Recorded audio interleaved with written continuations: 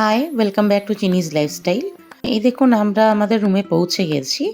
তো আমার রুম থেকে বাইরের দৃশ্যটা ঠিক এরকম। রুমের উল্টো দিকেই একটা বিশাল বড় পার্ক হচ্ছে। এখনও কাজটা কমপ্লিট হয়নি, কাজটা রানিং চলছে।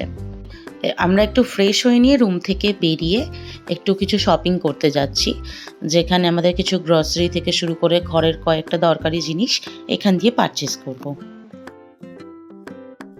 এই যে এটা এখানকার বাস স্ট্যান্ড, খুব সুন্দর সাজানো আর প্রচণ্ড রুলস অ্যান্ড রেগুলেশনস মেনটেন করে চলতে হয়।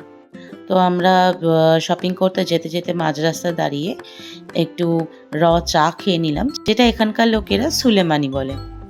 তো সুলেমানি খেয়ে ফার্স্ট তো গেলাম আমরা মানি এক্সচেঞ্জ করতে, কারেন্সি এক্সচেঞ্জ অফিসে। তো এখান দিয়ে আমরা আইএনআর থেকে এইডিতে এক্সচেঞ্জ করিয়ে তারপরে শপিং করতে যাব। এই যে এখানে নেস্টোতে শপিং করতে এসছি। আমাদের ওখানকার মতন ওই ফুটপাতে বসে বা ছোটো ছোটো দোকানে সেল হয় না, এখানে যা হয় এরকম সব শপিং মল আছে।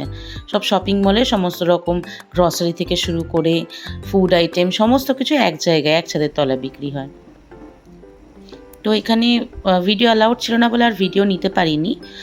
রুমে এসে একটু চালে ডালে সেদ্ধ বসিয়ে দিয়েছিলাম, যেহেতু হাতে সময় ছিল না, আর তার সাথে ডিম সেদ্ধ।